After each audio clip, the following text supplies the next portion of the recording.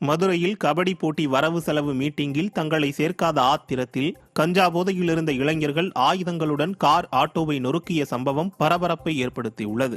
சிலைமான் சாமநத்தம் கிராமத்தில் கபடி போட்டி நடத்தப்பட்டது. இது தொடர்பான வரவு செலவு கூட்டத்தில் சில இளைஞர்களை சேர்க்கவில்லை என்று கூறப்படுகிறது.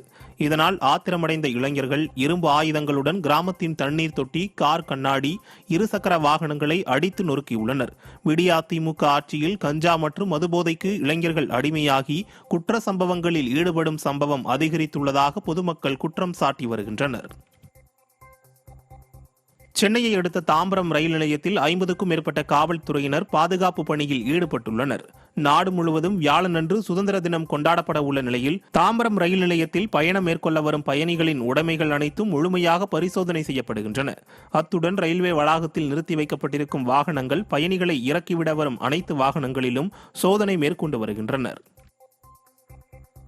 திருவண்ணாமலையிலிருந்து அதிக பாரம் கொண்ட நெல் மூட்டைகளை ஏற்றிச் சென்ற லாரி தலைகீழாக கவிழ்ந்து விபத்துக்குள்ளானது. விருத்தாச்சலம் வழியாக நாகப்பட்டினம் சென்ற லாரி திடீரென ஓட்டுநரின் கட்டுப்பாட்டை இழந்து தலைகீழாக கவிழ்ந்து விபத்துக்குள்ளானது. அதிர்ஷ்டவசமாக ஓட்டுநர் சிறு காயங்களுடன் உயிர் தப்பிய நிலையில் அரசு மருத்துவமனைக்கு கொண்டு செல்லப்பட்டார். தஞ்சாவூர் மாவட்டம் கும்பகோணம் ரயில் நிலையத்தில் காவல்துறையினர் பாதுகாப்பு பணியில் ஈடுபட்டுள்ளனர். வியாழனன்று சுதந்திர தினம் கொண்டாடப்படுவதை முன்னிட்டு ரயில் நிலையத்தில் நிறுத்தப்பட்டுள்ள வாகனம், பார்சல் மூட்டைகள், பயணிகளின் உடைமைகள், இருப்பு பாதைகள் ஆகியவற்றை காவல்துறையினர் சோதனை மேற்கொண்டனர். புதுக்கோட்டை அருகே அரசு ஊராட்சி ஒன்றிய நடுநிலைப் பள்ளியில் வகுப்பறையின் மேற்கூரை இடிந்து விழுந்த சம்பவம் அதிர்ச்சியை ஏற்படுத்தியுள்ளது. புதுக்கோட்டை மாவட்டம் மேட்டுப்பட்டி பகுதியில் இயங்கி வரும் அரசு ஊராட்சி ஒன்றிய நடுநிலைப் பள்ளியில் 7ஆம் வகுப்பு பள்ளி அறை மேற்கூரை இடிந்து விழுந்துள்ளது. இதனால் கடந்த 2 நாட்களாக பள்ளி பெற்றோர்கள் பிள்ளைகளை பள்ளிக்கு அனுப்ப மாட்டோம் என்று கூறியுள்ளனர். இதற்கு முன்பாக விடிய அரசு ஊராட்சி தலைவரிடம் பலமுறை புகார் மனு அளித்தும் எந்தவித நடவடிக்கையும் எடுக்கப்படவில்லை என பெற்றோர் குற்றம் சாட்டியுள்ளனர்.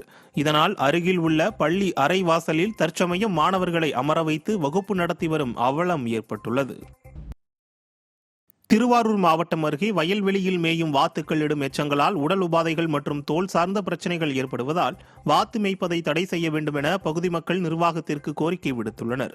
குருவாடி கிராமத்தில் தற்பொழுது விவசாயிகள் சம்பா சாகுபடி ஏற்பாடுகளை செய்து வரும் நிலையில் வாத்து மேய்ப்பவர்கள் ஆயிரக்கணக்கான வாத்துக்களை வயல்வெளியில் மேயவிட்டு அவை இடும் எச்சங்களால் வயல்வெளியில் பணி செய்பவர்களுக்கு கை கால்களில் தோல் பிரச்சனை வருவதாக கூறப்படும் நிலையில் இதுகுறித்து தோல் சிகிச்சை மருத்துவரிடம் கேட்டபொழுது வாத்துகள் இடும் எச்சங்களால் தோல் பிரச்சனைகள் வருவதற்கு வாய்ப்புகள் உள்ளதாக தெரிவித்துள்ளனர்.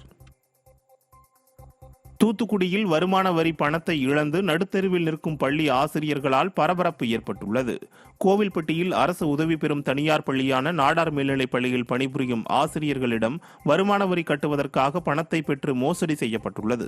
17 ஆசிரியர்கள் வருமான வரி பணத்தை 3 ஆண்டுகள் கூட வரி கட்டாமல் உதவியாளர் தங்கமாரியப்பன் போலி ஆவணங்களை உருவாக்கி மோசடி செய்துள்ளதாக காவல் நிலையத்தில் தலைமை ஆசிரியர் புகார் அளித்துள்ளார். இதில் 1.5 கோடிக்கு மேல் மோசடி நடைபெற்றுள்ளதாக குற்றம் சாட்டப்பட்டுள்ளது.